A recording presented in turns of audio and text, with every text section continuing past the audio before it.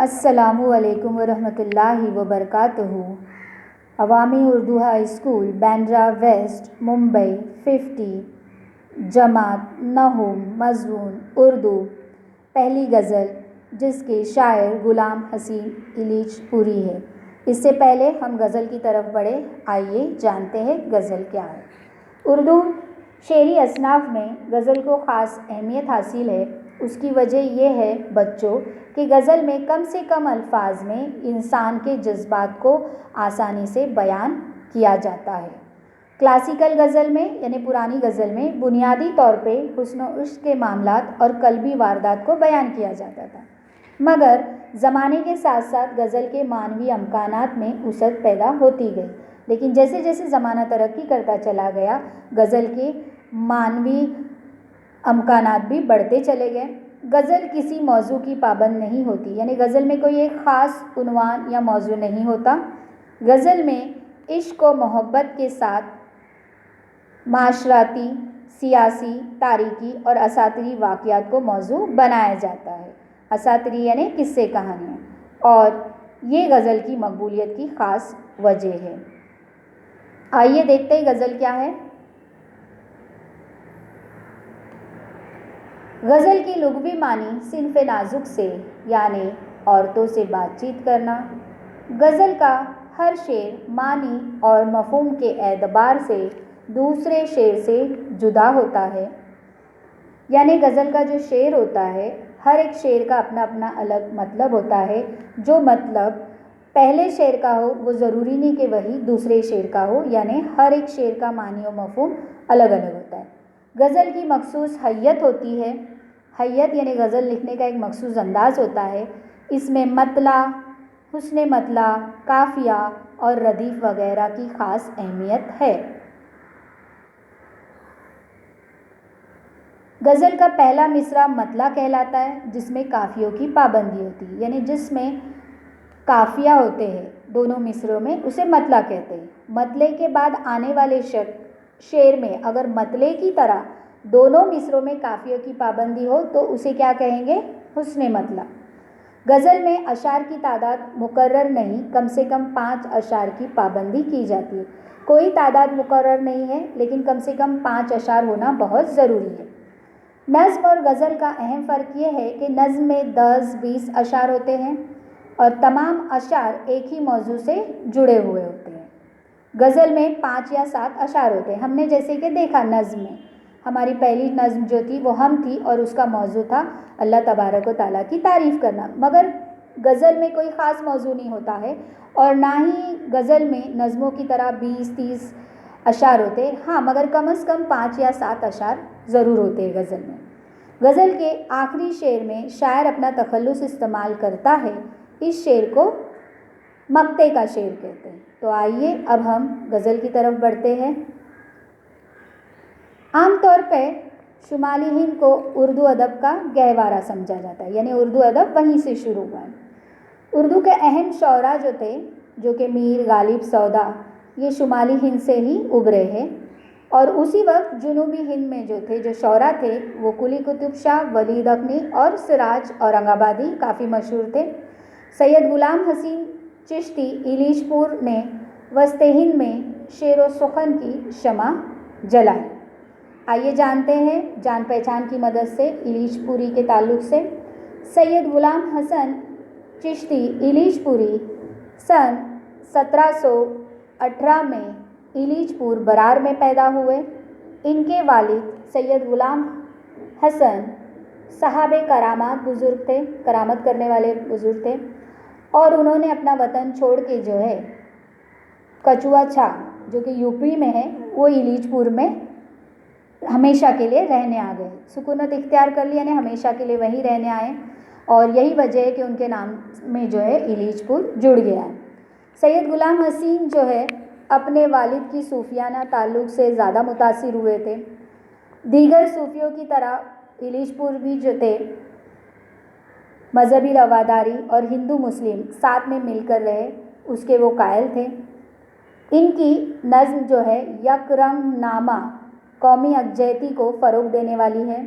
کلندر نامہ، اشغال نامہ، سکھی نامہ اور اودھ نامہ بھی اس قبل کی نظمیں ہیں۔ انہوں نے اردو دیوان کے علاوہ ایک فارسی دیوان بھی چھوڑا۔ غلام حسین ایلیچ پوری کا انتقال ایلیچ پور میں سن 1795 میں ہوا تھا۔ آئیے اب ہم غزل کی تشریح دیکھتے ہیں۔ درد دل غیروں کو بتاؤں کیا، درد دل غیروں کو بتاؤں کیا، کوئی ہمدرد نہیں سناؤں کیا۔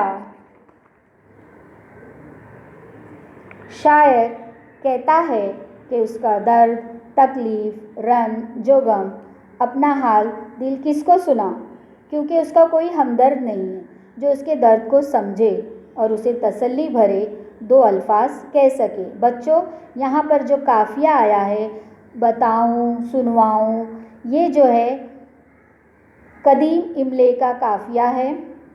جیسے میں نے ابھی کہا تھا کہ پہلا شعر مطلع کہلاتا ہے کیونکہ قافیے کی پابندی ہے، تو یہاں پر قافیے کی پابندی ہے، بتاؤں سناؤں۔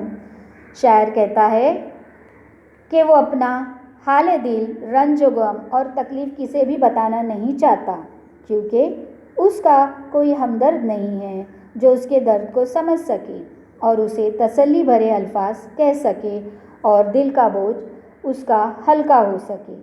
یہ ہم سبھی جانتے ہیں بچوں کہ انسان اپنا رنج و غم، درد کسی اپنے بے تکلف اور مخلص دوست کو بتاتا ہے، پر شاعر کا کوئی ہمدرد نہیں ہے، اس لیے وہ کسی غیر اور بیگانے شخص کو اپنا درد کیوں بتائے۔ دوسرے شعر کی طرف بڑھتے ہیں۔ زخم سینے کے میرے سینے کو، زخم سینے کے میرے سینے کو، کوئی جرح نہیں سلواؤں کیا، نہیں یعنی نہیں، سلنے والا نہیں۔ شاعر کہتے ہیں رنج و غم سے اس کا سینہ چھلنی ہو چکا ہے، ٹوٹ چکا ہے، اور ایسے زخمی دل کو محبت، تسلی اور غم گساری کا مرہم لگانے اور سینے کے لیے کوئی خیر خواہی نہیں مل رہا جو زخموں کا علاج کرے، اسے اپنے پن کے دو لفظ کہہ کر راحت اور سکون پہنچائے۔ بچوں، اس شعر میں دو الفاظ ایسے آئے ہیں جو لکھنے میں یکساں ہے، تلفظ میں یکساں ہے، مگر معنی میں جدا ہے۔ سینے، سینے، پہلے لفظ کا مطلب انسان کا سینہ اور دوسرے سینے کا مطلب سلائی کرنا۔ تو اس طرح کی خوبی جب شاعر اپنے کلام میں استعمال کرتا ہے تو اسے تجنیس تام کہتے ہیں۔ اس شعر میں شاعر نے تجنیس تام کا استعمال کیا ہے، یہ آپ نوٹ کریں۔ اگلے شعر کی طرف ہم بڑھتے ہیں۔ غل کے پانی ہوا ہے خون جگر، غل کے پانی ہوا ہے خون جگر، دل کے ٹکڑے کسے دکھاؤں کیا۔ یہاں پر اس غزل میں آپ دیکھ رہے کہ لفظی ترکیب بہت آئی ہے، خون جگر، درد دل۔ شاعر کہتے ہیں کہ اس کا دل تکلیف کی شدت سے اور تکلیف برداشت کر کے ٹکڑے ٹکڑے ہو گیا ہے، اور اس کے دل کا لہو ایسے بہہ رہا ہے جیسے کہ پانی بہتا ہے، لیکن یہاں کوئی غم کو سمجھنے والا نہیں ہے اور نہ ہی کوئی شاعر کا ہمدرد ہے جسے وہ اپنے دل کا غم بتا سکے۔ اگلے شعر کی طرف بڑھتے ہیں۔ اپنی آنکھاں کی کیفیت کہہ کر، اپنی آنکھاں کی کیفیت کہہ کر، چشم نرگس قطع رلاؤں کیا۔ کیا قطع یعنی کیا، آنکھاں یعنی قدیم املا ہے، شاعر نے یہاں پہ قدیم املا استعمال کیا ہے، آنکھیں۔ اب نرگس ایک پھول کا نام ہے جو انسان کی آنکھوں کی طرح ہوتا ہے۔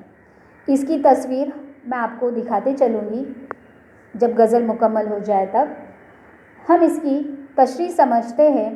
شاعر کی آنکھیں غموں اور تکلیف سے بھر چکی ہے، اور شاعر اگر اپنا درد اور تکلیف بتانا چاہے بھی تو اسے ڈر ہے کہ اس کی تکلیف سن کر سننے والے کے آنکھ میں بھی آنسو یا اشک جاری ہو جائے، اس لیے شاعر اپنے محبوب کو اپنا حال دل سنانا نہیں چاہتا، اسے مزید رلانا نہیں چاہتا، کیونکہ محبوب کی آنکھیں گل نرگس کی طرح پہلے ہی اداس ہے۔ اردو شاعری میں گل نرگس جو لفظ ہے استعمال ہوتا ہے، نرگس کا پھول انسان کی آنکھوں کی شکل کا ہوتا ہے، اور اردو شاعری میں اکثر شاعر اپنی شاعری میں اس پھول کا ذکر کرتے آئے ہیں۔ اگلے شعر کی طرف بڑھتے ہیں۔ بول سوسن زباں سو حال اپنا، سو یعنی سے، بول سوسن زباں سو حال اپنا، گنچائے بستائے لبے ہنساؤں کیا، گنچائے بستائے لبے یعنی بند کلی۔ سوسن ایک قسم کا پھول ہے جس کی پتیاں انسانی زبان کی طرح ہوتی ہے۔ اس پھول کی بھی تصویر میں آپ کو بتاؤں گی اگلی سلائیڈ میں۔ شاعر سوسن سے مخاطب ہے کہ تو اپنی مرضی سے خود ہی اپنا حال دل سنا، یعنی شاعر سوسن سے کہہ رہے ہیں کہ تو اپنا حال دل خود ہی بتا، کیونکہ میں کسی بند کلی کو زبان کھولنے پر کیوں مجبور کروں؟ ایسا کرنے پہ ہو سکتا ہے کہ راز افشا ہو جائے، مطلب راز فاش ہو جائے، تو بہتر ہے کہ سوسن اپنے دل کا حال خود ہی بیان کرے۔ داغ سینے کا اپنے دکھلا کر، داغ سینے کا اپنا دکھلا کر، گلے لالا کا دل جلاؤں کیا۔ اس کی تشریح یہ ہے، شاعر کہتے ہیں شاعر کا دل غم کی وجہ سے ایک سیاہ داغ کی شکل اختیار کر چکا ہے۔ شاعر کہتا ہے اگر اپنے سیاہ داغ کا دل گلے لالا کو دکھا دیا تو حسد سے اس کا دل مزید جل جائے گا، اس لیے وہ اسے بتانا نہیں چاہتے۔ گلے لالا سے مراد سرخ رنگ کا پھول ہے جس میں سیاہ داغ ہوتا ہے، کالا داغ ہوتا ہے۔ اس کی بھی تصویر میں آپ کو بتاؤں گی۔ آخری شعر چونکہ مقطع کا شعر ہے جس میں شاعر نے اپنا تخلص استعمال کیا ہے، حسین رو سیائی سو رب حضور حسین، رو سیائی سو رب حضور حسین، ہاتھ خالی ہو اب لی جاؤں کیا، لی جاؤں یعنی لے جانا۔ آخری شعر میں شاعر کہتے ہیں لی جاؤ یعنی لے جانا، کہتے ہیں اپنے آپ سے مخاطب ہے شاعر، اور کہتے ہیں کہ میں گنہگار بندہ ہوں، اللہ تعالیٰ کو کیسے منہ دکھاؤں، کیونکہ زندگی بھر نیک اعمال سے خالی ہوں میں، اور ایسی حالت میں رب کریم کے ساتھ جانے، رب کریم کے سامنے پیش ہونے سے شاعر کو شرمندگی ہو رہی ہے۔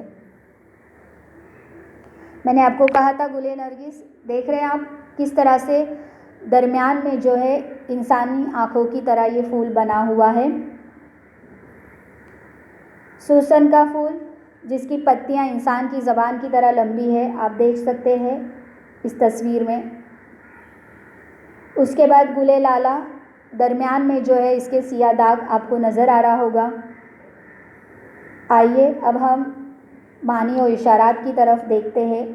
بتاؤں سناؤں، بتاؤں سناؤں غزل کے قافیوں کا املا پرانی طرز کا ہے۔